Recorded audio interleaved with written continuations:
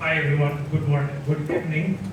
And I know we have caused some delay. We were supposed to start at 6, but let me assure you our trainer Gaj is going to make up for that because he flew all the way to Dhaka just to take this session, meet you in person, and look out for potential partnership opportunity. So before, I won't be able to burden you with such heavy words. So to introduce the speakers, I would like to I would like to invite Mr. Sajid Amit, Associate Professor and Director, Center for Enterprise and Society, ULAB, to deliver his opening remarks.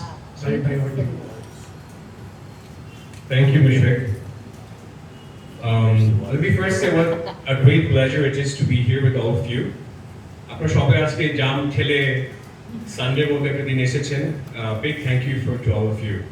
So, yeah, why not? A round of applause. Yeah, let's round of applause for ourselves. We've got to loosen up a bit. Sundays are really hectic.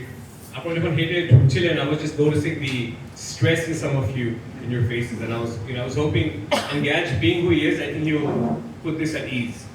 So without further ado, so I met Gaj through our friend Kishwar, who I think most of you will know. I know a lot of you, but I think a lot of you have come through Kishwar. So unfortunately, we were just taking a stroll, and as most of you know, Kishwar, he usually is exploding with ideas. So one of the ideas he came up with was, hey, I know Gaj, who's my coach. He's awesome. He's trained billionaires, and he's great. He's got some great frameworks. I want to bring him to Dhaka. Can you help organize the training? So okan theke shuru hobo, and lo and behold, we have Gaj with us. Gaj just got on a flight, came to Dhaka. So grateful to you, Gaj, as well, for coming the way you did. So now I'd like to read out Gaj's bio, which I don't think will do him justice, but this bio comes from Gaj himself. So Gaj Ravi Chandra is a mindset and leadership coach, organizational psychologist, and co-founder of Compass Consultancy. He's a highly sought-after performance coach recognized for his effective leadership training techniques and passion for helping clients reach their full potential. With 20 years of experience, he has partnered with world-class organizations, government departments, educational institutions, and international sports teams to enhance productivity, performance, and growth. He has worked with the Sri Lanka cricket team, from what I know, from a conversation yesterday night, for the World Cup that Sri Lanka was victorious in. 2014. So it's a very interesting tidbit. In Bangladesh.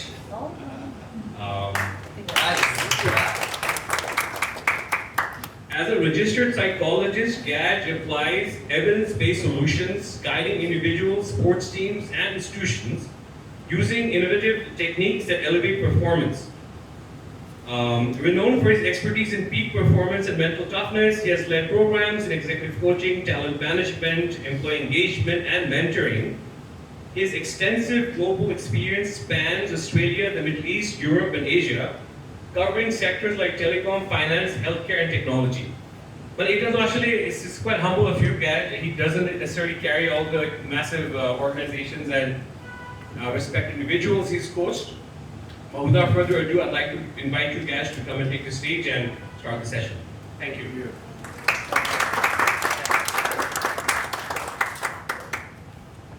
All right, I'm going to hand this over. Sorry.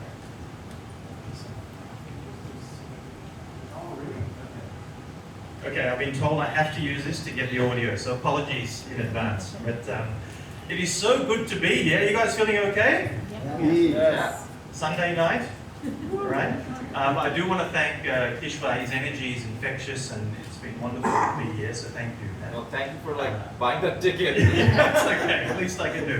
Sajid and the team, you guys have been amazing. So thank you for making this happen. I hope you all get some value from today. Not only spending time with each other, which you're going to get some time to mingle and have some discussions on a few topics, but also I want to be able to share with you probably the most reliable and tested mental toughness framework in the world.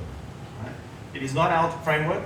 It is a framework from one of our business partners in the UK called AQR, who have been working with this for the last 25 years. Right? And so I hope you have some fun with it, and I think it's going to be an enjoyable hour or so, right, that we're going to have before we get into some snacks. So thank you for being here. There's never a bad time to show George Clooney, I think, right? But this is how I started my life, not looking like him, clearly. But I don't know if you know that he was in a movie called Up in the Air. You guys ever watched that? Right? It was a movie about a guy who used to travel around the world, and he would have the employment termination conversations. Right? So that's how I started off my life. I was the person who would go and have the uncomfortable conversation with companies around terminating employees. Right? And my first experience is actually back in 2001 when I was an intern psychologist in Australia. Do you remember the swimwear company, Speedo? Yeah? They were closing down their manufacturing plant in Australia. So they were letting go of 70 people in their factory, and they were moving to Vietnam. So that morning, I think I got into my first ever suit that I had, and actually stood in front of the 70 people, and the general manager said that, thank you everyone for being here. Just wanted to let you know that we are letting everybody go here because we're shutting down the plant. And over the next 10 minutes, he let people know that this was happening. Now, I saw all sorts of different reactions from the people on the factory floor. So you can imagine, some people were crying, some people were what we call catatonic, they were frozen from the shock that they were seeing. Some people were picking up chairs and throwing them around the factory floor, right, out of anger and frustration. I didn't realize this at the time, but that was mental toughness in action. How we get to take an experience and apply a way of thinking that is going to be beneficial to you and what you choose to do next, right? So what we're going to talk about today is what that framework looks like, that every single person can use, whether it's you in your entrepreneurial journeys, whether it's you with your teams and organizations, whether it's you with your husbands and wives, you've got a husband and wife here, and your children, your families, your communities, right? You can get to use this. Okay. So, we're going to do an exercise. This is an exercise given to me by a mentor of mine, Ian Campbell, who was an ex-Olympian for Australia. This is him doing his triple jump.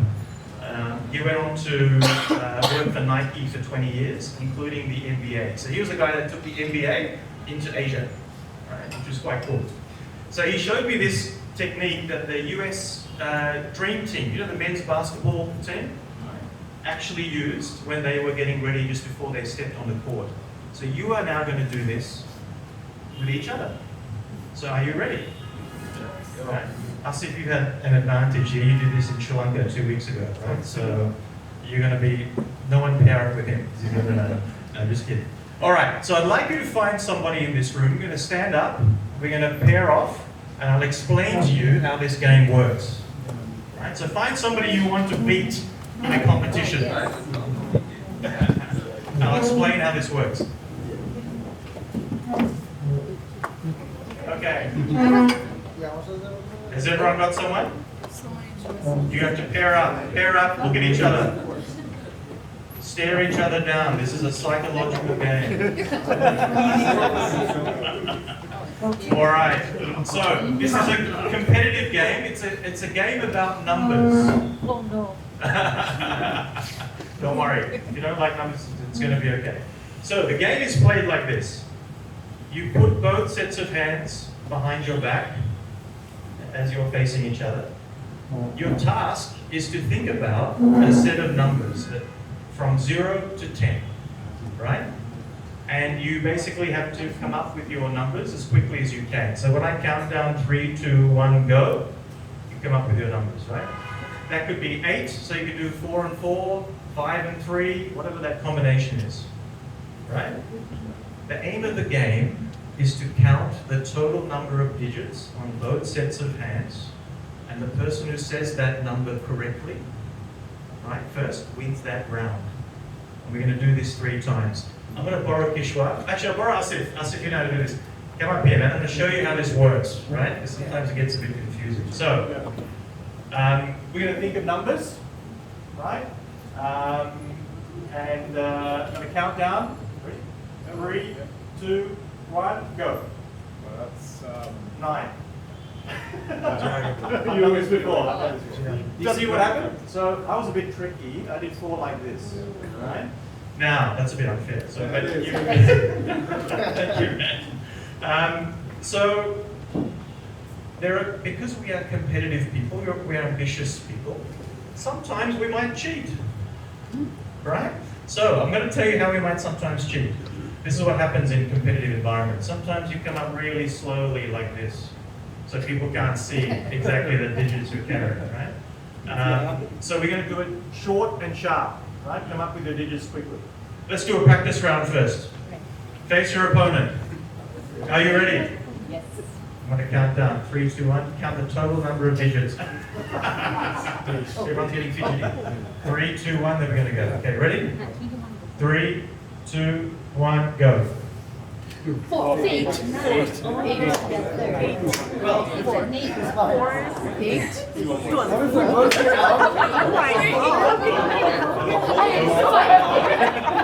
All right. Do we know how this works? Yeah. Yeah? Okay, we're going to do this rapid fire now. All right. Best of 3. Are you ready? Yeah. Look at each other. Husband and wife are against each other. This will be interesting. Best move. Here we go. Stare each other down. This is psychological warfare. Are you ready?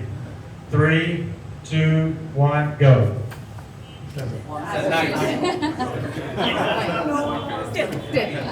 All right. First round done. Second round. Ready? Next round. 3, 2, 1, go.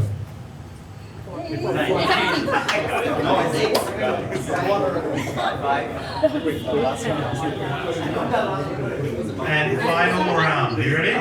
Best of 3, right? 3, 2, 1, go. 4, 11, 4. All right, so all the winners after the best of 3, put your hands up in the. Oh yes, how quickly the winners' hands go up, right? Okay. We drew. You drew? Oh, you guys are too kind. I think that's what's happening. We said at the same time. Give me one more. All right, we are going to do this one more time, and this is the reason why this game is played.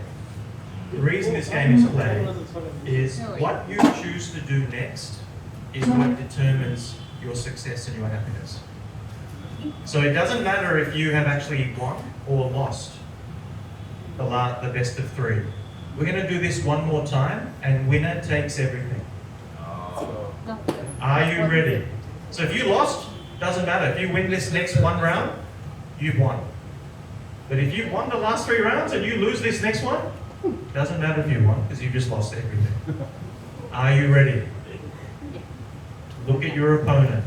If you want to intimidate them, create some space, move closer, do what you need to do.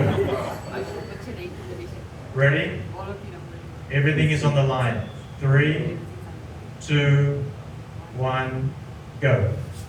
24. All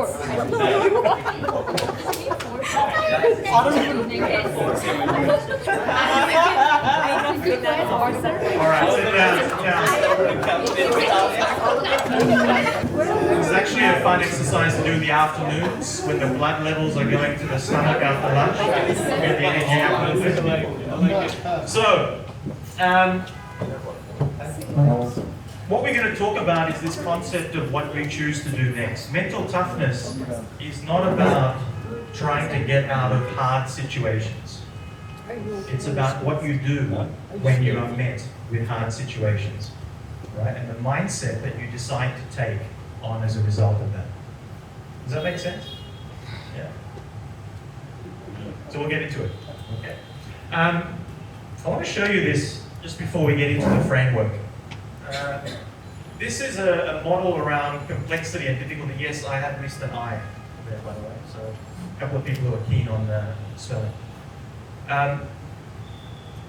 There are 2 elements of dealing with life, right? Things that are complex, more complex, less complex, and things that are easy and hard. This is difficulty, right? So for example, you might have things where there are low difficulty and low complex that you get to do in your jobs, right? They're pretty easy to do and also less complex. Now by complex, I mean that they are easy to predict. There are less variables, right, that you have to deal with, right? And so here, I don't know about you guys, remember learning the times tables when you were young? Yeah. If I ask you what is 6 times 5? 30. It's pretty quick, right? You're fluent in that because there is always 30. It doesn't change, right? There's no variables there. Strategic thinking is an interesting one. Strategic thinking falls into this category of easy in that once you learn how to do strategic thinking, it is pretty much the same process, right? The mechanism of strategic thinking is the same, right?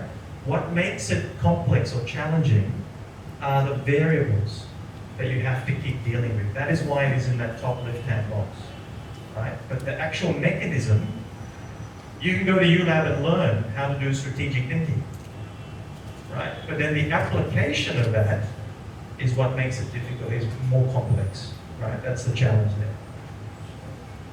Then there's what's over on here, which is the difficult part, right? Which is stamina, which requires a lot of energy. There are things that you have to do in your life where you have to just keep doing them. You guys have to do monthly reporting. You have to do quarterly reporting, annual reporting, that kind of thing, right? You just have to do it sometimes, right? But they're also maybe low complex, right? So they're actually things that you know you can predict, right? Maybe there's a spreadsheet or a formula or some sort of mechanism, right, that allows you to do that. What you have all been through this year, you guys are actually the poster child of mental toughness in Bangladesh, right? In so many ways. I mean, it's easy for me to say that as an external party. As a Sri Lankan, I was born in Sri Lanka, having watched what Sri Lanka has gone through in the last few years, in the last few decades, right? There's a large amount of struggle that comes with situations that are highly unpredictable, and also difficult. You got to wake up every day, right, and get through that. Now, I have 2 teenage daughters, 18 and 15. My life is like a struggle all the time, right? That is constant. It doesn't change. So there are things that you guys have to do where you have to deal with the high complexity things, right? So anyway, I'm going to send these slides out, so you might use that as a bit of a reflection as well, right, for each of you, which is good. Does this make sense? So this is the world we're in, difficult, complex, right? And there are things that we have to do to manage that. And also, I don't know if you guys have seen this, the Johari window around self-awareness. Yeah? The reason why I will always have a job for life as a psychologist is because we are all terrible at being objective about ourselves. That is the human condition. This is why we sometimes need another person, a friend, a mentor, a coach, a brother, a parent, a partner, right, to kind of reflect and tell us a little bit about what's happening. Right? It's hard for us to be objective. And so what happens is that you, typically with self-awareness, there are some things that happen in our lives, right? There are these things called open areas. These are the things that you know about yourself, right? You might know that I'm a really hard worker, I'm very good at analytical skills, right? And other people also know that about you, right? So this is the open area. Down here is the hidden area. Maybe these are things where you're a really artistic, creative person, but people don't know that about you. So you have to decide, do I pull this thing from the hidden area and make it open, right? Or do I keep it? Maybe there is some value, right? For example, if you know another language and you're going into a merger or acquisition, you might not want the opposition to know that you know the other language. So you keep that hidden, right? Then you have a blind area. These are the things that are unknown to you, but are known to other people. So we need to get feedback, right? We need to ask people for that kind of information from us. There's also things here which are unknown to you and unknown to others. The more you put yourself into different situations, different challenges, those things come up. Do you know what's really interesting about this? Most high performers start developing very significant blind spots. Now, why is this? How could it be possible that high performers, people who are deeply competent at something, start to have larger blind spots? What happens to them? Hyperfocus, yeah. Ego. Ego, yeah, it's a big one. Yeah, yeah. Is that it? Yeah. So what works for them keeps perpetuating, right? Yeah, you tend to stick to your own habits, right? So there's a couple of things, and this also happens a lot with family businesses, right? I find this a lot with family businesses, that when you are rising through the ranks, right, you're getting a lot of positive feedback as a high performer. What is the information that's coming back to you? Keep going. You're doing an amazing job. We're going to give you more responsibility. We're going to give you a higher salary. We're going to give you more regions. We're going to give you all these different perks and benefits, right? Because you're doing a good job. So you're getting all this feedback saying you're doing a good job. The people around you, as you get more senior, what are the chances of you giving feedback to people more senior than you? Not so much, right? Yeah, you might get a negative reaction, right, to that happening. So unless we create an environment where we can actually receive feedback from across the business, right, it's very hard to cover some of these blind areas. People need to feel safe to be able to do that. Right? So this is where we sometimes, as high performers, don't really get to fully see what is going on that we could be improving. So, let's talk about mental toughness. Right? What is mental toughness? When you hear those words, shout out some words that you guys might think about when you hear the term mental toughness. Resilience. Resilience, yeah. Grit. Grit. Perseverance. Perseverance, yeah. Being positive. Being positive, yeah, absolutely. Positivity is important. Resilience. Resilience, yeah. So this is the technical definition, right? That it's a personality trait which determines how you deal with stresses, pressure, and challenge, regardless of the situation that you are in. So it's your natural style.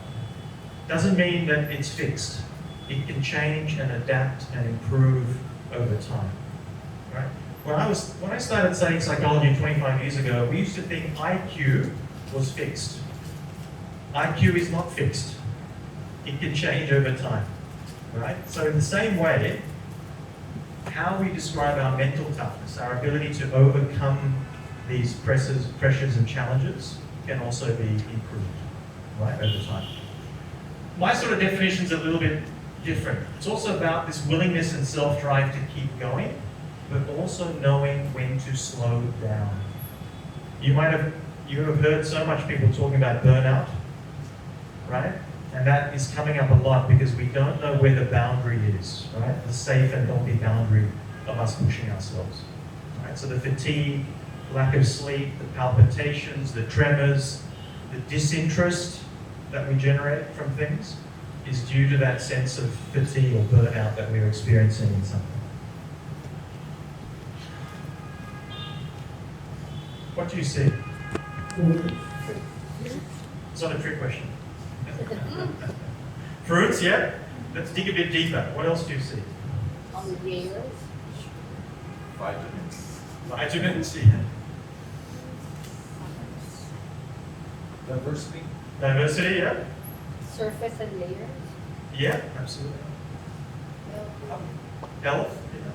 Fructose. Insulin spikes, yeah. Banana, Yeah. in simple.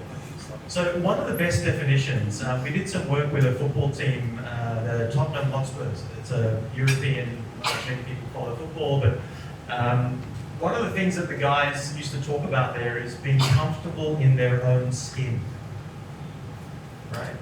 part of mental toughness is about the idea that you can learn to accept that there are certain things that are natural to you, and there are certain things that we have to work on, right? And we have to be open and willing to look at those things if we're going to keep driving our performance to the next level.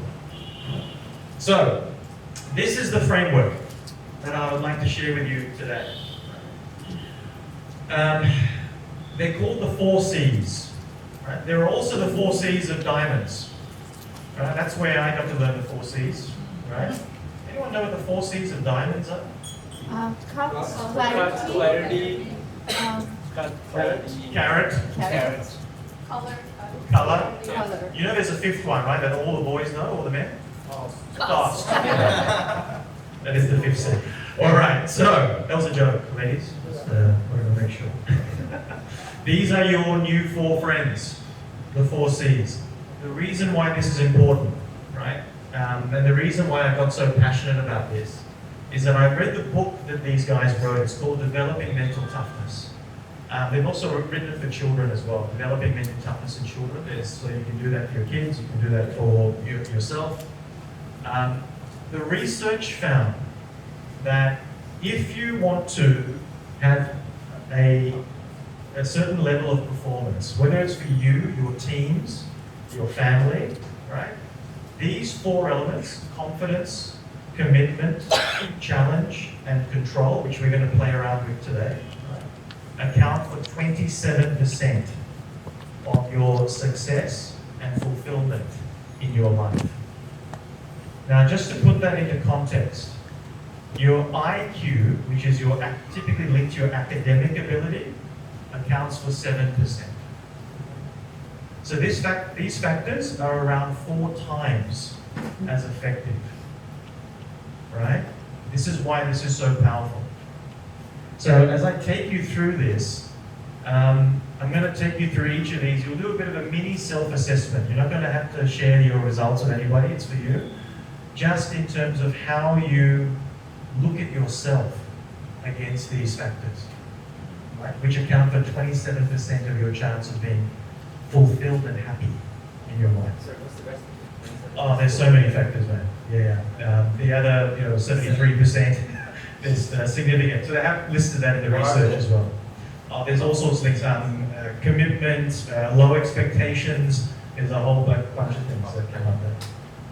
So, I'm going to show you a visual representation of mental toughness, right? In a little short video. Do you know this guy, Michael Bay? Yeah. He's the director of these movies you might have come across, right? He makes these blockbuster films.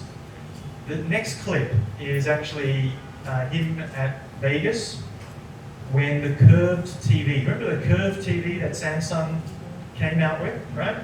When they launched that, they did that in Vegas, and I asked Michael Bay to come and help launch the product. So you just get to watch this. It only goes for about 30 seconds. Ladies and gentlemen, director and producer Michael Bay.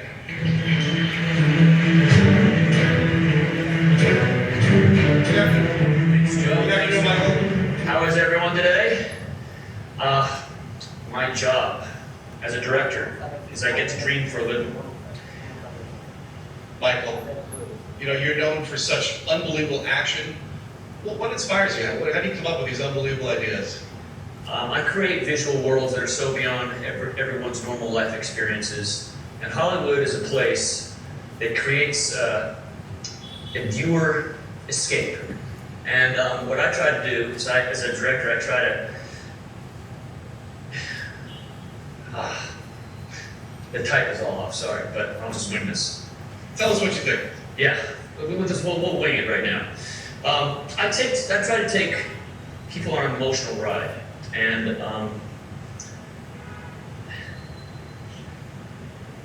The Curve?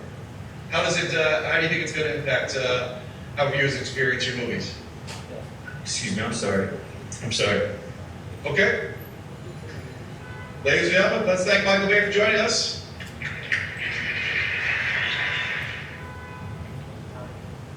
What happened? Sorry? Slow motion? It definitely got a lot of attention, so I don't know whether it wasn't intentional. What happened is his teleprompter stopped working. So all of his notes that he was going to read from basically froze. So if we look at mental toughness, it's about what you choose to do next. What did he choose to do next? Left. Give up. Literally gave up, right? He couldn't ad-lib, even though he has all the knowledge sitting in his head. Right? He got paid $3 million, by the way, to do this. I don't know if he got paid, but that was the original payment, right? And you can watch it on YouTube. He actually tries to answer what happened. And one of his explanations is that he's so used to being behind the camera that all of a sudden, being put in front of the camera when something went wrong, he just was completely unused to it, right? So, we'll talk a little bit about what that might mean, because sometimes we experience this, right, in our day-to-day lives. Sometimes we're in new situations that we need to adapt very quickly to, right? So, you have a pen and paper there. I'm going to ask you to do a bit of a mini self-assessment on you and mental toughness, right? So the first one, under control, there are two areas, what we call life control and emotional control. Now, by the way, this is just for you, but as you're thinking about this, you might think of people in the teams that you work with. You might think about people in your family, your friends, your community, right? Where you'll notice certain characteristics, right, coming up as well. So, for yourself, control. Life control is the first one. This is, do I believe that I control my destiny? Am I the bus driver of my life? Now, I'm going to ask you to score each of these on a scale from 1 to 10. 1 is the opposite. It is very low on life control. You believe you are the passenger all the time in your life, right? 10 means you are the driver all the time in your life. And if you're in the middle, a score of 5 means that depending on the environment you are in, that you might change. You might become the passenger sometimes, you might become the driver sometimes. Okay? By the way, this is personality, so there's no right or wrong answer. That's really important here. Right? So give yourself a score around this. I'll give you an example for me. My mother, typical Sri Lankan Amma. She believes life is happening to her. She's like the victim all the time. So every day I get a call about how my dad said this, the weather is like this, auntie this said this, right? The eternal victim. Do you know people who are eternal victims in your life? There's always a problem. Something is always happening wrong to them, right? They're the ones who got chosen, right, to get all the wrong stuff, right? So that would be like a 1 or a 2 on that scale, right? And I'm going to talk about the fact that being a 10 is not necessarily always great as well. I'm going to give you some examples, right, of what it means to be also sometimes too high on some of these scales. Next one is emotional control. This is using the right emotion at the right time. Managing my emotions and the emotions of others. So a score of 1 is someone, you know when you walk into a meeting and you tell that person, oh look, I need to talk to you about your performance, and they burst into tears. That would be someone who doesn't have much emotional management. That would be a score of 1, right? I don't think anyone in this room is a 1. You wouldn't be here, right, if that was the case. A 10 is someone who never shows emotion. They're like a rock, right? My father's a civil engineer. You don't see emotion on his face, right? Everything is numbers, analytics. You can imagine how much fun he has with my mum, right? So, the combination of that, right, is interesting. Sometimes you need to have strong emotional management. Right? Other times you might need to be more empathic, right, with the people around you. Commitment, right? So that's control, right? Commitment is the next one. First one is goals. Do you have goals? Do you write down goals? Do you work towards goals? People with higher levels of mental toughness tend to work towards something, right? So someone scoring 1 is the person who walks into the office every day and they just think, oh, I can't wait to see what's going to happen today. Now, I'm sure we all know people like that, right? Someone on a 10 is only focused on their goals. It's like an Elon Musk. They do not care about what is happening outside of those goals, right? A 5 is in between. It depends on the situation that you are in. So give yourself a score for that. Achievement. This is, am I willing to do what it takes to achieve the success that I want? A 10 is doing everything possible. It not only means you do everything possible, sometimes you will be driving your teams to do everything possible. Because you are reliant on your teams so that you can achieve what you need to achieve. A 1 means that you will give up very quickly. Right? We call this sticking to your task, right? That stickability. Do I stick to the task until it gets done? Right? So 1 doesn't stick. As soon as an obstacle comes up, they jump. Right? This is why when we talk about entrepreneurship, it's not for everyone. Right? Our natural style is not always going to be suitable, right, to that kind of environment. Everyone got scores for those? Yeah. Challenge. Challenge, the first one is risk. Am I willing to try new things? Am I willing to do things differently when an obstacle or a challenge comes my way? So if you're a 1, you always use the same methodology, the same process. You always go to the same people, the same system. At 10, you're willing to try new things. You're willing to take risks. You're willing to do things differently a lot of the time.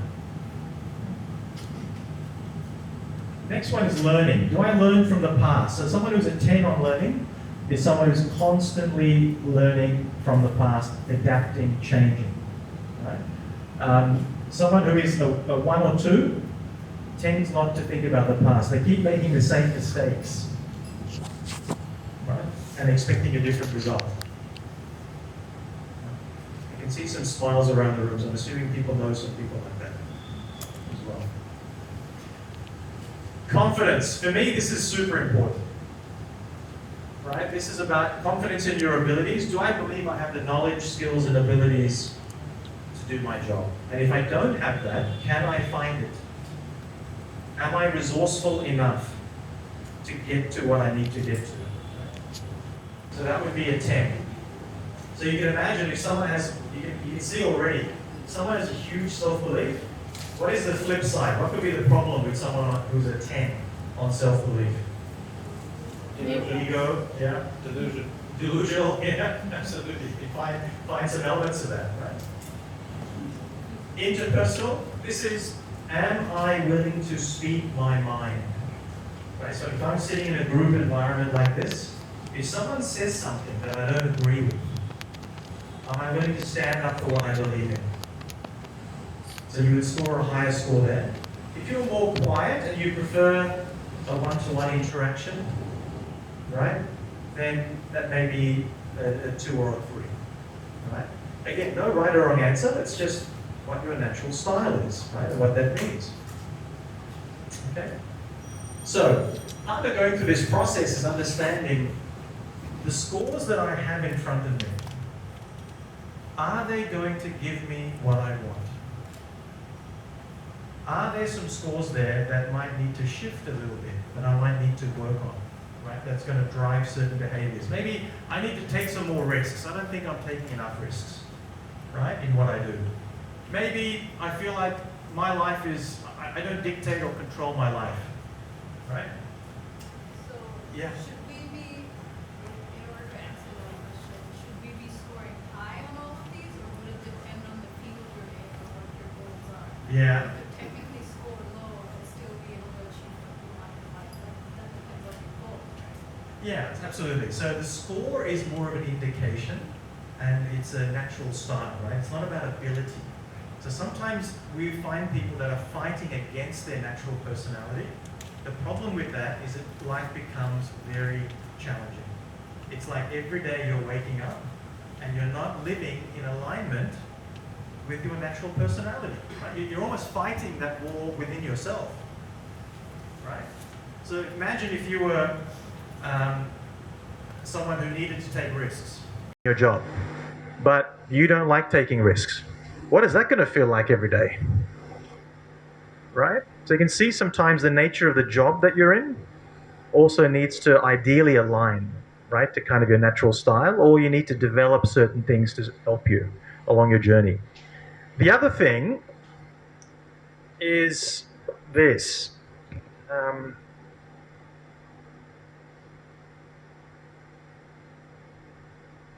Okay. Like this.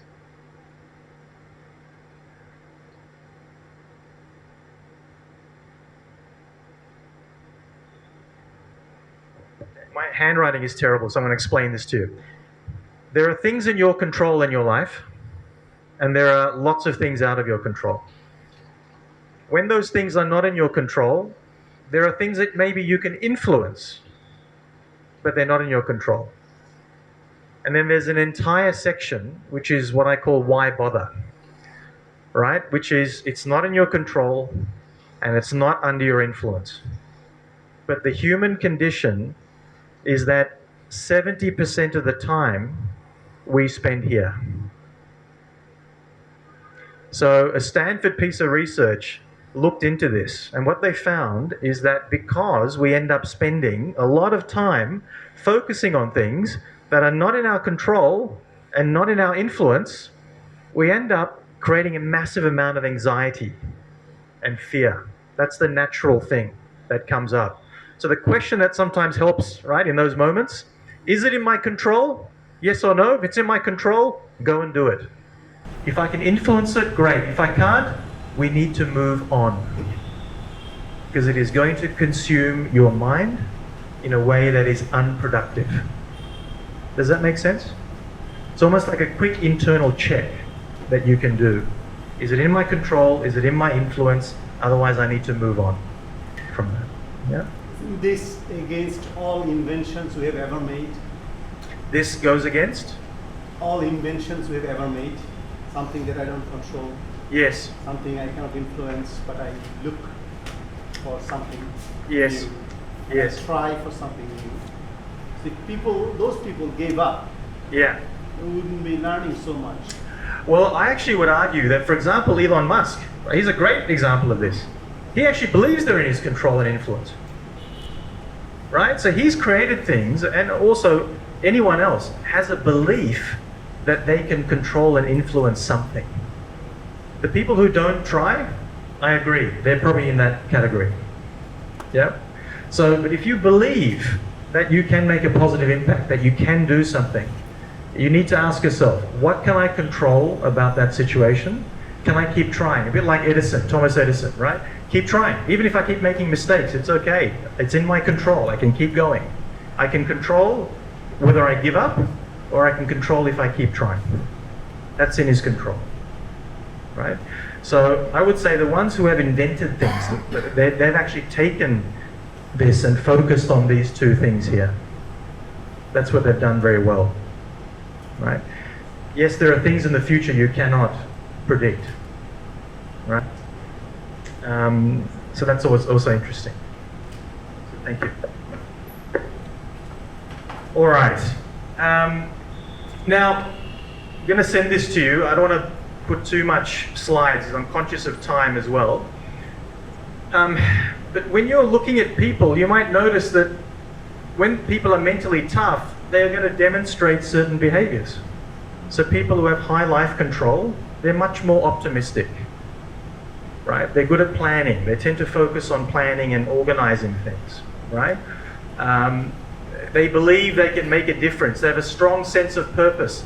So you tend to find entrepreneurs, it's not an accident that entrepreneurs have high life control, right?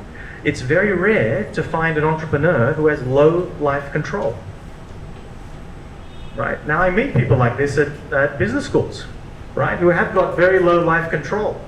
And it's a very uncomfortable conversation to have with somebody, right? Because you know they're going to be fighting against their natural style to do something, to create something.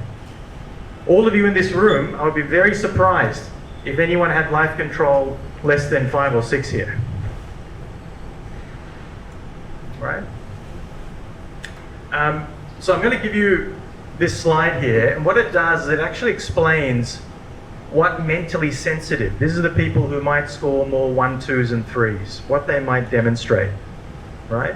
So what you'll see is that people, for example, believe they're victims, they find excuses, they think about the fact that I can't do this, their cups are half empty, right? That pessimistic, sort of view, right? That comes up. So you'll see certain languages.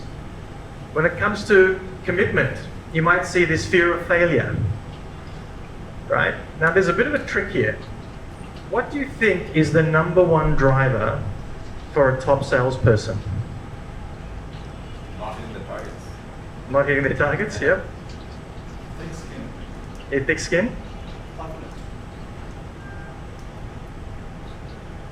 The research actually showed that it's the fear of failure drives salespeople more than anything.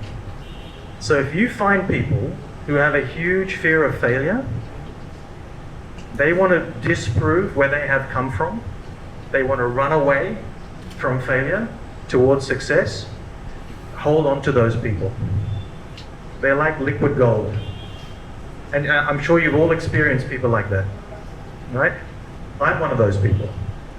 That's one of the big drivers for me. Being a young immigrant family in Australia, I did not want to experience what my parents experienced growing up.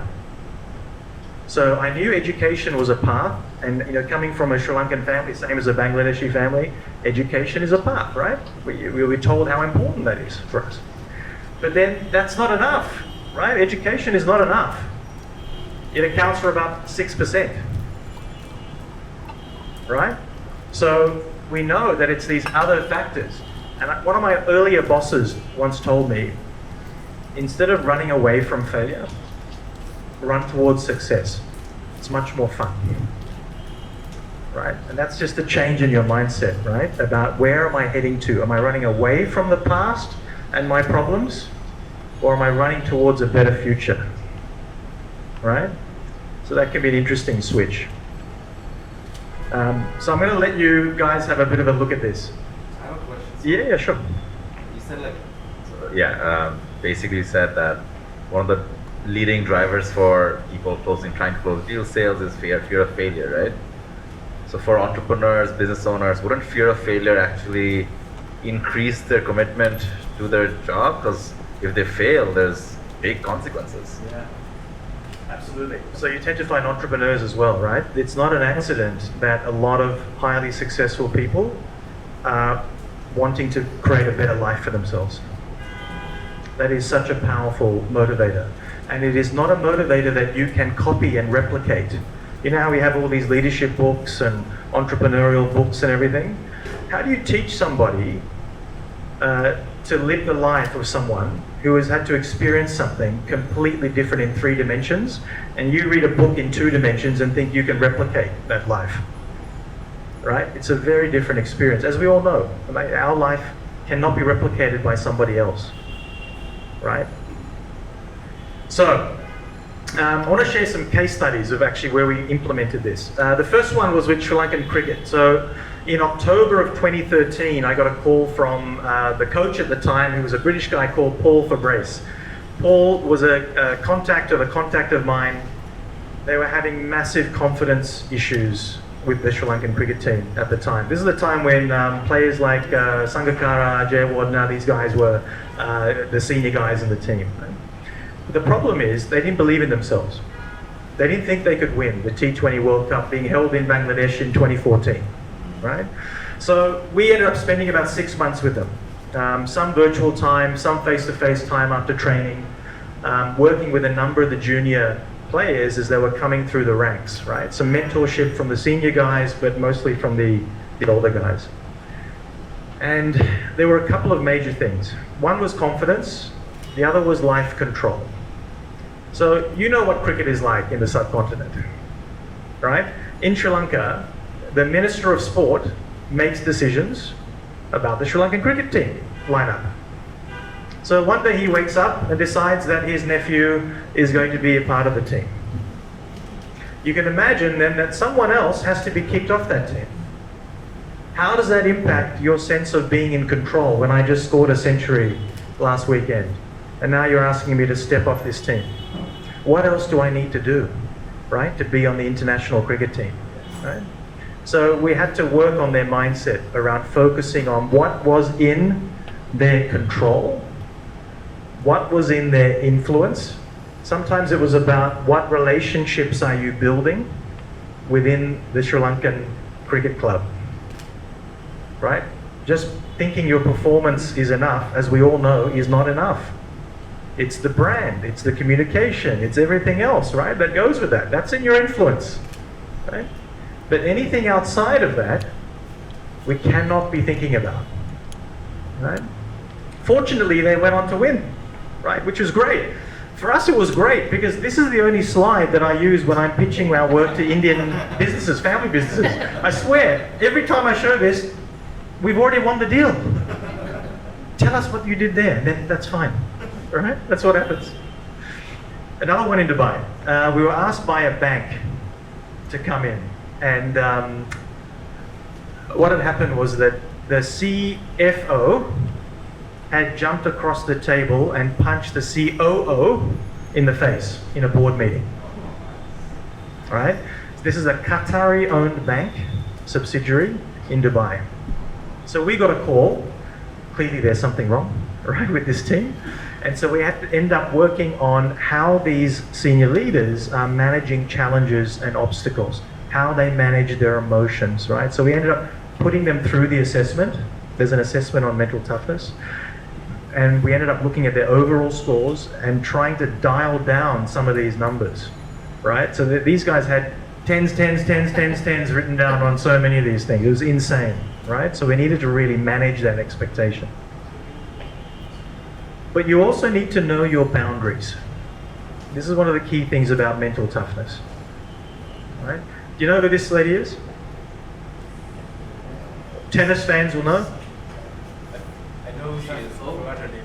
Naomi Osaka. Yeah. So Naomi she was number one in the world. She became very famous when she decided to pull out of the French Open a few years ago because she lost unexpectedly in the early rounds and then refused to do a post-game interview with the press, which is not allowed by the Women's Tennis Association, the WTA. That was the first time a player had actually done this. She said she wasn't mentally happy about having to be forced to have a conversation. Imagine you just lost publicly and then you're forced to turn up and people ask you stupid questions. Oh, how did you feel today? How do you think I felt today? Right? So she got fined. As a result of her getting fined, she decided to pull out, retire from the tournament. So she knew her boundaries. Right? You know this lady?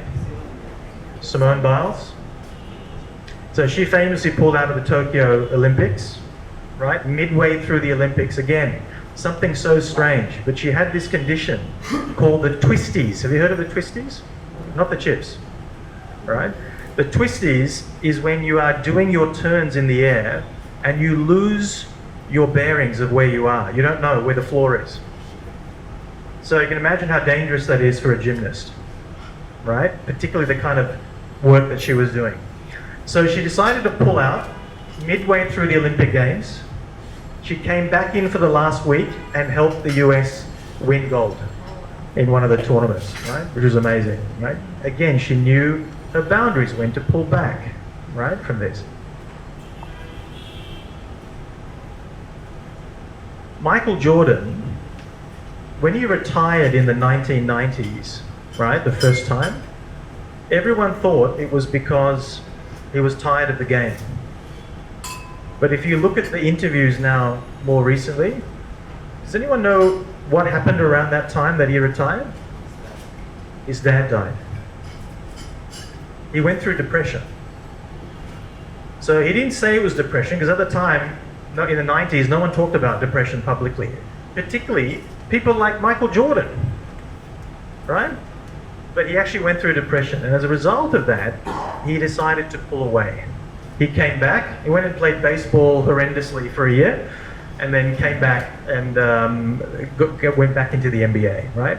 So you had to learn how to step away from those things. And there are situations in your own lives where sometimes, if you keep pushing, it's going to get worse. So do we know when to pull back, right, in these situations? Pulling back is also a sign of having control over your life. Absolutely, yeah. Having control is so important, right? Going back to this, can I control and influence it, right? And focus those things. Pushing too far is going to be damaging. Right? Anyone know her?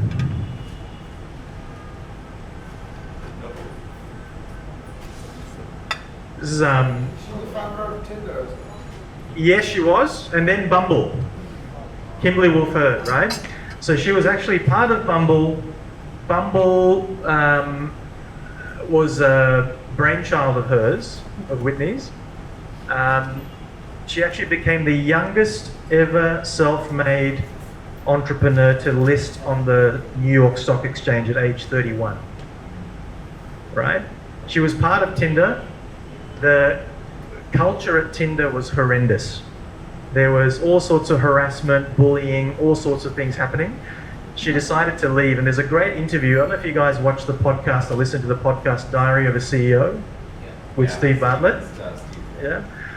She actually does, there's a fantastic interview there. She talks about how she had to decide enough was enough and the consequence of that. She actually stayed home for 1 year. She couldn't leave the house, right? Because of the amount of publicity around that departure.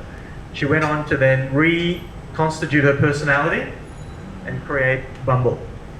Publicly listed, and there's a great picture of her holding her baby while she rings the bell in the New York Stock Exchange, right? At 31 years of age. It's pretty amazing.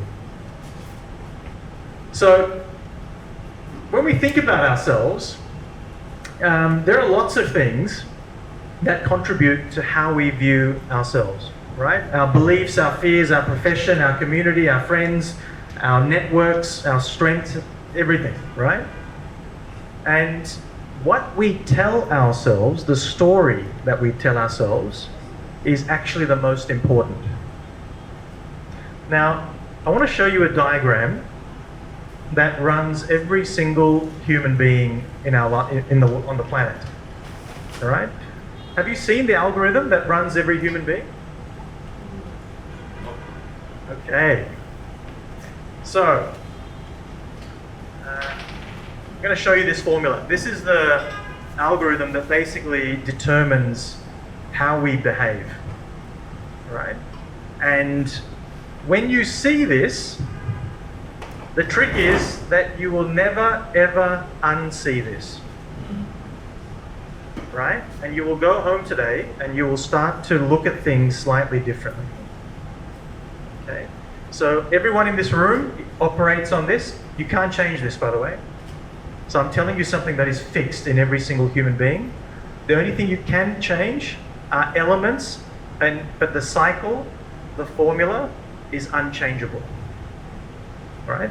So here is the formula. You have an external world out there. You can hear the cars beeping and everything else that's going on. And you have an internal world that's happening within us. There are three things.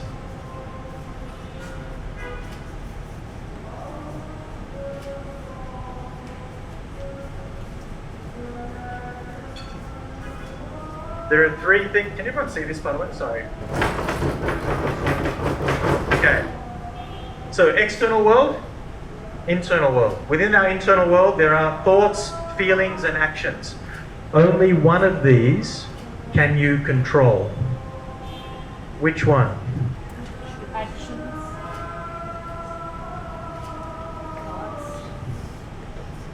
Now, I didn't say it was easy. But our thoughts drive our feelings drive our behavior. Now, this is called the cognitive cycle. This is the cycle that runs every single human being on this planet. When you go to therapy, this is the thing that they take you through. You know when you're lying on the couch, you've seen the movies? This is the thing that they're doing. The reason for that is that we think our actions are just happening. They're not just happening. They're happening because how we feel about things, and sometimes this is happening in a microsecond, right? That is driven by what we are telling ourselves, the story that we are telling ourselves, right? Sometimes we'll notice that there are colleagues that we've had in the past, that have had very similar experiences to you, but your path has gone down a different path and their path has gone down a different path. Maybe the external world has been similar. Sometimes this happens with our siblings, right? The external world is similar, but somehow these things are completely different, right? This explains why sometimes we look at siblings and we think, why are siblings so different? You had the same parents. Firstly, there are two things. Firstly, you never had the same parents. Your parents were at different stages of their life. They were thinking different things, believed different things, had different habits, all sorts of things, right? You never had the same parents. That's the first trick in our mind. The second trick is how we interpret things is different. So, if you control your thoughts, you have particular thoughts, what are repeated thoughts? What do they become? Behaviors. They become beliefs. This is why you can change your beliefs. Yes? So, say if you were to go with the theory that we can control our thoughts. Let me give you this, hang on. Sorry. I'm saying that if we were to go with the theory that we can control our thoughts, Yeah. we should be able to control our thoughts. I mean, how would you ask someone like accident? Yeah, it's a good question. So, anxiety. Sorry. What's happening here? Anxiety is a fear of the future, right? That is what anxiety is. So, if you want to get somebody to control their anxiety, if you look at what they are actually telling themselves, they're telling themselves about how afraid they are of the future. You can pin it down to what they are saying. I know it sounds crazy, what I'm saying to you, but this is literally the formula that runs every single person on the planet. All 8 billion people have always operated on this model.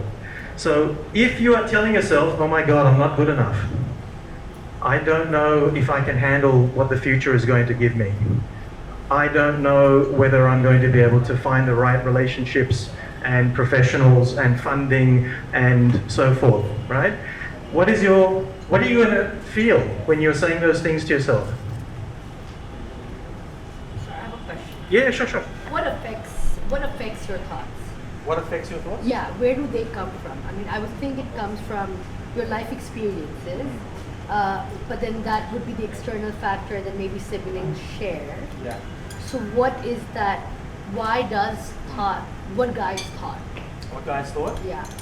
How philosophical? We've got some philosophy people here, so we can probably have those conversations. Sorry, I don't know what's happening with the might be dying. Thanks. Okay, sorry, too loud. So what ends up happening is that our life is interpreted by many, many things, including our values. All right? So as a child, I don't want to go too deep into our pasts here, because we're not charging by the hour. So what ends up happening is that we interpret the world through our values and our beliefs. So as children, we are constantly thinking, right, about different things. Sometimes it's why my mother said this.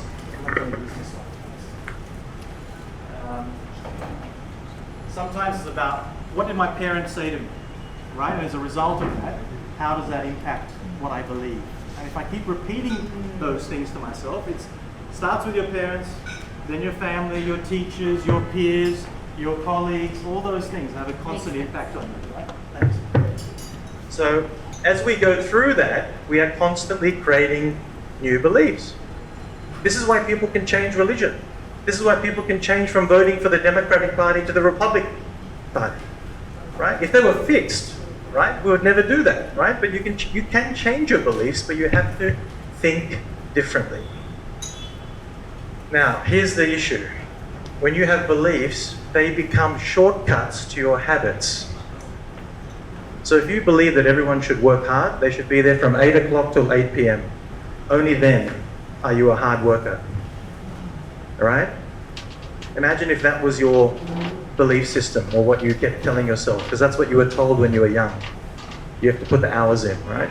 That means efficiency doesn't necessarily always come up, or you couldn't necessarily leave for a couple of hours during the day and go do something else and then come back, right? Sometimes these shortcuts short-circuit our brains into how we think. So the key thing is, when you are seeing other people's behavior, even your own behavior, if you work backwards, you can start to understand what they are thinking. So you might be able to understand that they're feeling a particular way, and then you might be able to look at, well, what are they saying to themselves in that moment? It is the story that we tell ourselves that determines the quality of our lives. Because our thoughts affect our feelings, and our feelings that drive our behavior. So if I keep telling myself that I'm not good enough, I'm going to feel certain things, that's going to drive certain behavior. Maybe I won't take risks. I won't try new things. Whereas if I say to myself, you know what, even in really stressful situations, I back myself to achieve what I need to achieve, you're going to feel something very different. And as a result of feeling that difference, what are you going to do? You're going to go for it, right? Your behavior is going to be different. So sometimes rewiring our brains can be super helpful to regenerate a different set of beliefs that become shortcuts. Now, what I'm saying is that this cycle never changes. It's not possible. But your thoughts can change, right? And your behavior can change based on how you feel about something, which is driven by your thoughts. So for example, I don't like risks a lot. It's one of my lower scores. Yeah. So that's just my internal belief. Like perhaps something in my thought. Yeah, sure. Now how would I work towards changing that? Like if that thought of not wanting to take risks, would I take more risks and just, I mean, how would I work towards what would be step one? Lots of ways. So you'd start usually with smaller risks. You'd start with bite-sized risks. And you'd also look at your life and realize that you have taken risks before, right? It's not an accident that you've got to where you are without taking risks. But the story that we have decided to tell ourselves, I have not taken risk. I don't know what that feels like. Of course you've taken risk. Every time we've gone and talked to a stranger is a risk. Coming here tonight is a risk. You didn't know what was going to happen, right? So actually, when you reflect on what is happening, you demystify, you break down some of the stories that we have told ourselves, right? A lot of those stories, we want them to be helpful stories for us, right? But sometimes our life is full of stories that are not helpful, right? They kind of slow us down. They're like anchors, right, in our life. Does that make sense? Yeah. So it's about breaking those actions down, usually by bite size. And I'll talk a little bit about how you develop your mental toughness as well. That might help as well, right? I'm going to do an exercise on that. One of the things I would suggest to you guys is have a think about what you are telling yourselves. Write it down. What are the thoughts, the common thoughts that are coming up for you? This was actually taken from a deputy government minister in Australia. She was a young, up-and-coming, high performer. And she was really struggling to get on top of her confidence, right? So I asked her an exercise. What do you tell yourself when you are at your worst? Right? What are your thoughts at your worst? These are the things that she came up with. I procrastinated, I've overthought things, I felt inadequate, I can't make this right, I can't change, I've overshared, I felt frustrated, I'm stuck. These are all things that she was telling herself. So you can imagine what the feelings are that are being generated, right? And then what is the behavior that she's then using? So when we asked her to say, well, what do you want to tell yourself? Right? So she started writing these things down. I'm structured and logical, I'm capable, I make a difference, I'm a storyteller, I'm caring, I'm proactive. This is when she's at her best. Right? So what she's actually done, she's printed this out, she keeps it next to her home office, her study. So before she hops on a call, before she goes out of the office, out of her home, she actually has a quick reminder about what are some of the things she should be telling herself in those moments, right? Which again drives a more positive set of feelings and a more positive set of actions and behaviors. Does this make sense? Yep. Yeah? Any other questions on that? Oh, it's marinating. Sorry? It's marinating. It's marinated, yeah. It's actually super powerful, right? Once we learn to control this and master this, it is unbelievable. Yeah. By the way, Why is changing beliefs so difficult? What makes it so tough? because beliefs are repeated thoughts. That means we've had to say things over and over and over again to create a belief. A belief doesn't happen with one thought. It happens with that thought repeated many, many times. So therefore, to change the belief, we have to repeat new thoughts many, many times. That's why it's difficult. You can't just decide, I'm going to vote Republican now. I think I like Donald Trump. I think I'm going to go down that path. So repetition would be key if I wanted to. Repetition is key. This is why people have mantras, that certain statements that they make to themselves. Like elite athletes do this a lot, right? In between certain stages of a sport or a game, they will say things to themselves to remind themselves, right? What I should be feeling, how I need to be playing the game, right? I'm sure you do this before having an important meeting at work. If you were to say something really negative like, oh my God, I don't want to meet this person, he's such an idiot. Well, how do you think that meeting is going to go? Right? We've already set the tone. Right? Whereas, you know what? I'm going to listen to this guy. I really want to help him to solve the problem, because if I can help him, it's going to help the company. Right? Simply by tweaking that repeatedly can make a massive difference. It's not easy. It's not meant to be easy, otherwise everyone would be doing this, right? Okay. I'm going to give you 20 odd things that you can do as a leader that you can actually work on to bring out the best in yourself, but also your teams. There's a couple that are really good. From sports psychology, we have this statement called controlling the controllables, right? This actually comes from cricket. So we had a sports psychologist, a British sports psychologist, who helped the England team to defeat Australia in the Ashes. You guys would know about the Ashes, right? It's a big thing between England and Australia. And Australia was kicking the English team all the time. They got this psychologist in to help them focus on what's in their control. And when they started focusing on that, they had massive success coming off the back end, right? Have you heard of this word, probability? No. I hope not, because it's a made-up word, right?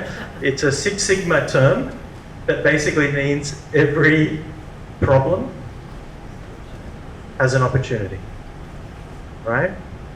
This is the number one thing that I tell my girls, right? I know it seems like a problem right now, darling, but I promise you, you're going to come up with a solution to this. So even in our teams at work, my teams, I've got 18 associates that report into us. They know never to come to me with a problem unless they have thought about the other opportunities that sit next to that problem. Forces a thinking style. Right? Commitment. What helps with commitment? What most of you probably have in this room, a strong sense of purpose about why you are here and what you are doing. That is one of the biggest determinants of getting through obstacles and challenges. Most people who give up early, they don't know why they need to fight. But if you know why you need to fight, you're going to keep going, even if it's hard, right? The problem is, how do you give that purpose to our teams, to the people around us, right? So they have bought into that as well. All right. Quickly, I want to take you through this before we do a quick exercise. Sometimes when mental toughness is too high, we have problems. So, you know control freaks, have you heard of that term? Yeah. I used to have managers like this, right, in my early consulting days, that looked at every bit of detail. They had to know everything that was going on at every single moment, right? It probably tells you more about them than you, but they have very, very high life control. Sometimes it can be negative, right? People who take a lot of risk, they have high challenge all the time. They're constantly putting themselves under pressure. Right? People who have high confidence in their abilities, they can come across as arrogant, right, in how they do things. And in psychology, we have these three things: psychopathy, narcissism, and Machiavellianism. Have you come across these things before? This is the worst form of human behavior when you have the three things together, right? Psychopathy, psychopath, they interpret emotion differently. In the standard population, if you walk down the street, you have a 2 to 3 in 100 chance of coming across a psychopath. In an organization, it is about 8 or 9 out of 100. You are 4 to 5 times more likely to see that behavior. Now, why is that? In fact, there's a great book written on this called Snakes in Suits, right? Which talks about this. Is because we have rewarded that kind of behavior. Compensation structures reward people who get things done, right? Narcissism. High percentage of like founders and CEOs are psychopaths. I saw this documentary. I think it's 10 to 20%. They might manage their emotions differently. Yeah, you're right. Narcissism is about believing you are the center of the universe, right? And so you tend to see this sometimes in different personalities. Machiavellianism is from a book, Niccolo Machiavelli, The Little Prince, who wrote about the master manipulator. So when these three things come together, right, and you're only doing it for your personal gain, not for the business, then we have a problem. And sometimes we've come across people like this, right? Now, if you're doing these things actually for the greater good, it can be actually quite helpful. So sometimes you need to be impulsive and cold when you're dealing with an emergency, a situation. So where will Steve Jobs fall in this? I'm going to give you some examples actually of people. So Steve Jobs, yes, he was emotionally cold. There definitely was a lot of narcissism about him. And I think he was a manipulator. Some would say he was manipulating things to move technology forward. Others would say he had personal agendas, right, around that. So you'd probably say there's an element of all three in him there, right? Doesn't mean that amazing things aren't going to happen. It's just there's a trail of destruction, right, that sits behind it. So there are some examples. This guy is John Howard. He used to be our Prime Minister in the 90s. You might have come across. I'm giving you an example of him because he did something amazing using the Dark Triad. In 1996, we had the worst gun shootings. It was called the Port Arthur Massacre in Tasmania, a small island off the coast of Australia. And John Howard had to change, he actually changed gun laws in Australia in something like 3 weeks, right? It's I think still today, the fastest change of gun laws in the history of any country, right? But he had to demonstrate this sense of psychopathy. He had to be emotionally cold to get it done. But he was doing it for the greater good, not for himself. He had to look at manipulating lobby groups and so forth to be able to do that, right? So sometimes if you're doing it for the greater good, you can actually get a lot of benefit from these things.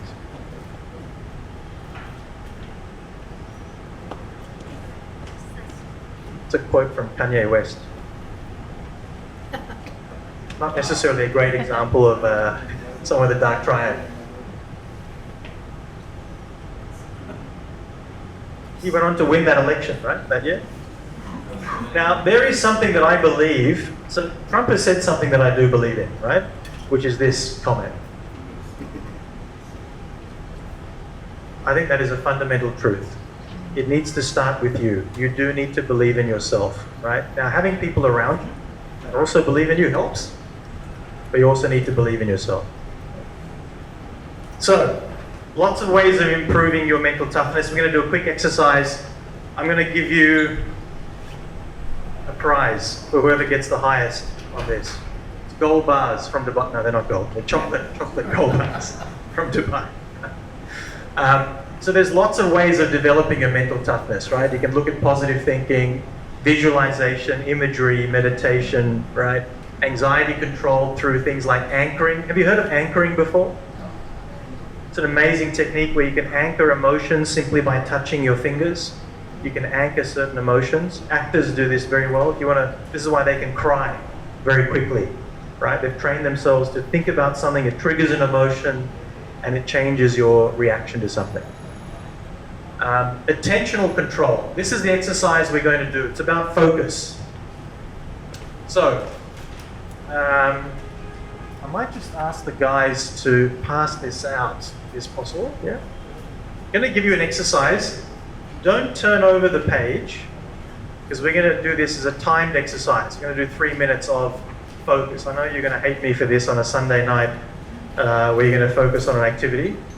Thanks, man. Can you hand it out? Thanks. All right, so you're going to get a piece of paper. It's going to have a number grid on the back. Do not turn over. This is going to be like an examination process, right, at school. When I say go, I'm going to give you 3 minutes to start with the number 00. You got to find. You got to cross that off. Then you got to find the number 1. Cross it off. So in sequential order, and try and get to as high as you can. The highest number there is 99. We're going to see who in this room can get the highest number by just focusing on a task. What's the task? Task is to get as high as you can, starting with 00. So go in sequential order, find 00, tick it off, then find number 1, then number 2. It's all randomized. It's not in normal order, right? So, has everyone got a piece of paper? Yep. What you are fighting for are some chocolates. I'm sorry, this is the best I could do today. All right, you're going to have 3 minutes. Your time starts now. Let's go for it.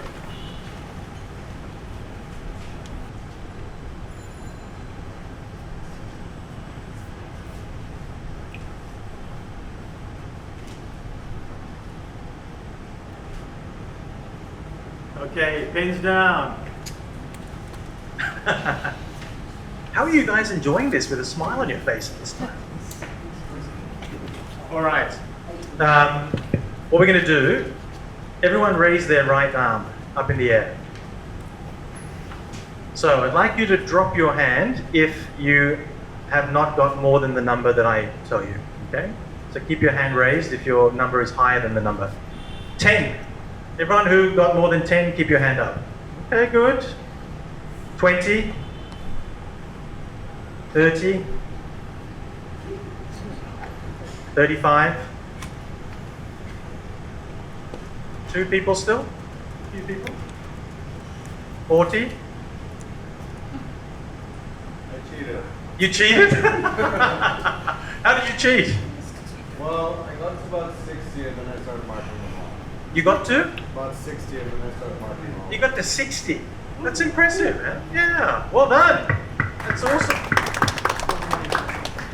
Okay, so you get some chocolates. Now, the reason I wanted you to do this exercise, it has been proven that when you do this, this is created by AQR. Well done. You got to 60? That's actually really good. Are you a polymath? Are you? No? Okay. When you do this exercise for 20 days consecutively, 5 minutes a day, it actually improves your focus by around 15 to 16%. Now, the reason why that's important is that our focus is the biggest determinant of learning, right? So if we can focus better, then we can learn better, right? This is actually a great exercise for kids. Anyone's got kids or nephews and nieces or whatever, it's actually a great tool that you can use, but it's also great for us, right? Around our sort of focus areas, which is good. All right. I think going to give you a bunch of things that you can try in your organizations, your companies, that might be helpful around improving on each of these areas, right, around mental toughness.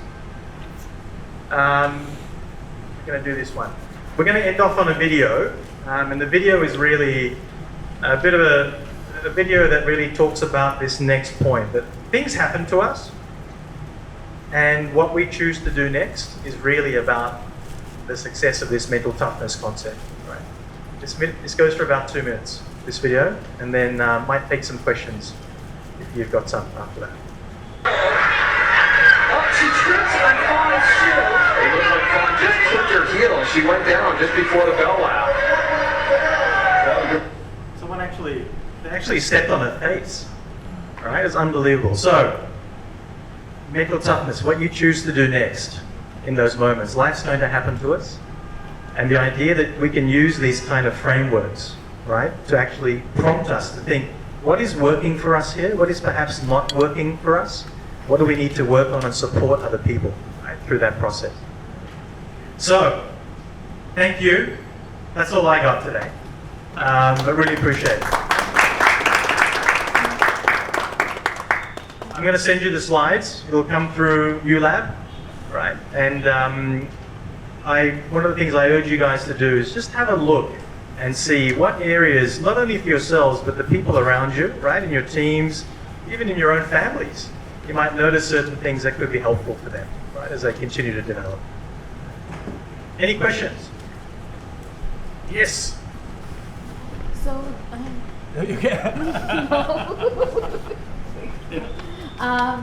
there's this word, it's called empathy, right? And like for people who don't naturally have this quality, I'm not saying that everybody should, it's just, it's a hard quality to build.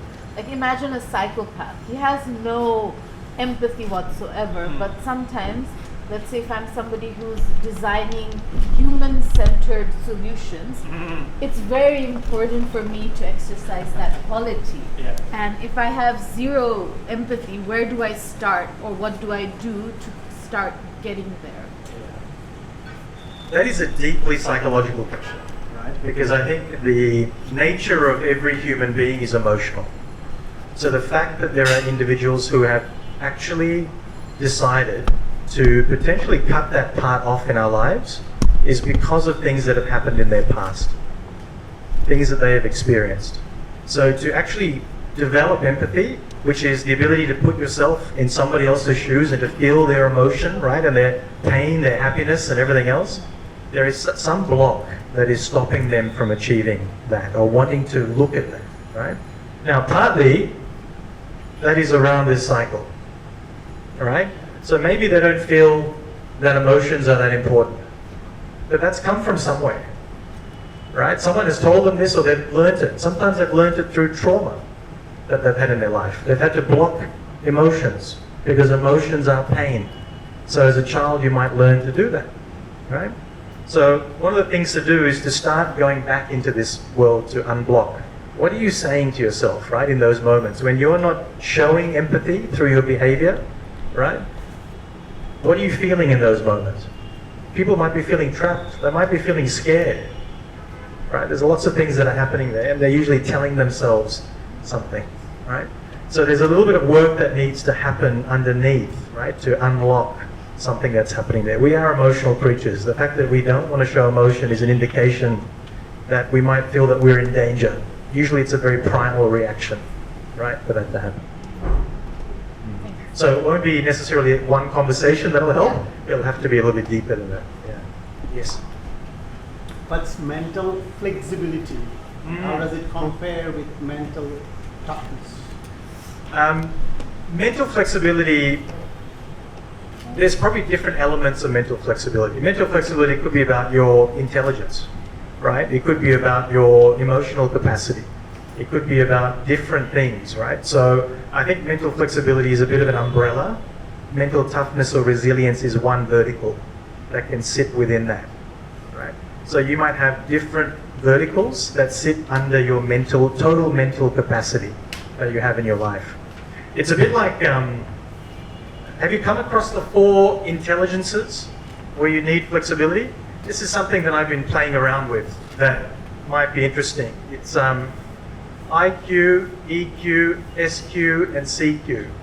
So this came up, I work with a few family offices in Dubai who built quite successful companies and done very well. When I talk to the founders, billionaires, yes, thank you, Kishra. Yes, they are billionaires. The thing that they struggle with, right, is that they have typically had all four of these intelligences. IQ is your ability to solve problems and to find patterns in things, connecting the dots, right, in things. EQ is that emotional capacity, right? How do you manage your emotions of other people to get things done? SQ is social intelligence. Can I build a community around me? Do I have the flexibility to be able to do that, right? Can I create a community that believes in what I'm doing and will follow me through that process? And then there's finally CQ, which is commercial intelligence. This is, can I create a product or service, attribute a value to that product or service, and then convince someone to buy that product or service from me, right? Most founders have all four. If they don't have all four, they've worked out very quickly who they need to complement, right, the gap. What tends to happen in the second and third generation is we don't necessarily have all four, right, in that second generation. Sometimes we do, right? But sometimes you might find, I'm working with one particular family, it's a son and daughter who are going to take over the business. The son has wonderful IQ and CQ, right? Commercial intelligence and also IQ. The other child has great social intelligence and emotional intelligence. So together they actually are quite compatible, right? But if they were to be left alone to run that company, they would be in trouble, right?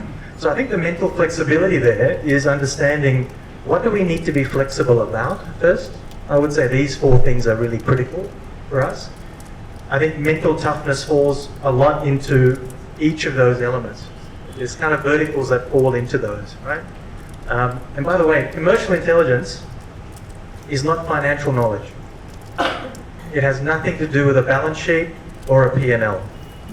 And I'll give you an example. Richard Branson has no idea how to read a P&L. He didn't know what net profit was versus gross profit. He doesn't need to. He has commercial intelligence. He knows that he can go and buy an airline or create an airline, and he knows how to get people to buy tickets, right? But he might not understand how the financial structures underneath work, right? So that is a very different thing. It is not about being an accountant. It's actually about being commercial, right? But there's an immense amount in that question actually around flexibility. Yeah. Thank you, Fast. Thanks. Are these four like your natural ability, or can they be built? They can be built, luckily. Absolutely. For that. Yeah. Yes, ma'am. What do you do if you find yourself in the middle of the dark triad? Oh, yes. Congratulations. Yeah. Enjoy the ride, right? So, the interesting thing about the dark triad is that when you do these things for the greater good, it's actually super powerful, right? So if you imagine there is a fire in this building, would you like me to care about your emotions, or do you just want me to get you out of this building alive? Right? So I'm going to be emotionally cold. I'm not going to respond to your emotional needs. I'm going to take you, crying or not, out of this building as quickly as possible, because that is my duty. Right? You don't need me to be asking you how you're feeling in that moment, right? But for the greater good, I might need to demonstrate some of this behavior, right? Over here, sometimes, and this is a difficult question to ask, sometimes with my coaches I ask them, why you? Why do you get to sit in that seat? Right? And it's a very difficult question to answer, right?